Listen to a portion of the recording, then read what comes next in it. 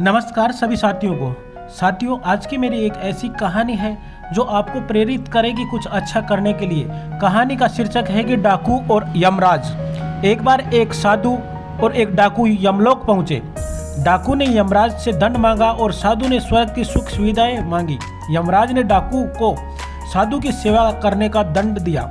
साधु तैयार नहीं हुआ, पर यमराज ने साधु से कहा, तुम्हारा तप अभी अधूरा है।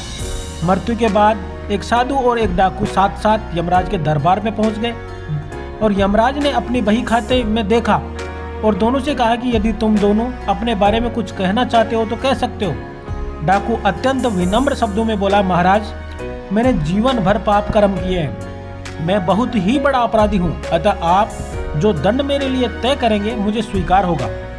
डाकू के चुप होते ही जब साधु बोला, महाराज, मैंने आजीवन तपस्या और आपकी भक्ति की है, मैं कभी असत्य के मार्ग पे भी नहीं चला, मैंने सदैव सत्कर्म किए हैं, इसलिए आप कृपा करके मेरे लिए स्वर्ग की सुख सुविधाओं का प्रबंध करवा दें।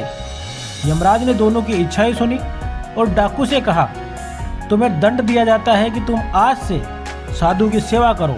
डाकू ने सिर झुकाकर आज्ञा स्वीकार कर ली। यमराज भी ये आज्ञा सुनकर साधु ने आपत्ति करते हुए कहा, महाराज, इस पापी के स्पर्श से मैं अपवित्र हो जाऊंगा, मेरी तपस्या भक्ति का पुण्य निरर्थक हो जाएगा। यह सुनकर यमराज क्रोधित होते हुए बोले, निरपराध और भोले व्यक्तियों को लूटने और हत्या करने वाला तो इतना विनम्र हो गया कि तुम्हारी सेवा करने को तैयार है, और तुम हो कि वर्षों की तपस्या के बाद भी अहंकार ग्रस्त हो रहे हो।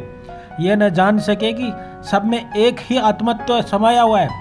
तुम्हारी तपस्या अभी अधूरी है, आज से तुम इस डाकू की सेवा करो। दोस्तों, कैसी लगी ये यमराज और डाकू की कहानी, और किसको चेंज होना चाहिए, आप अपनी राय हमें ज़रूर दें। और कैसी लगी आपको ये कहानी? अगर आपको कहानी अच्छी लगी तो प्लीज़ हमारे चैनल को लाइक शेयर सब्सक्राइब ज़रूर करें। तब तक के लिए जय हिंद।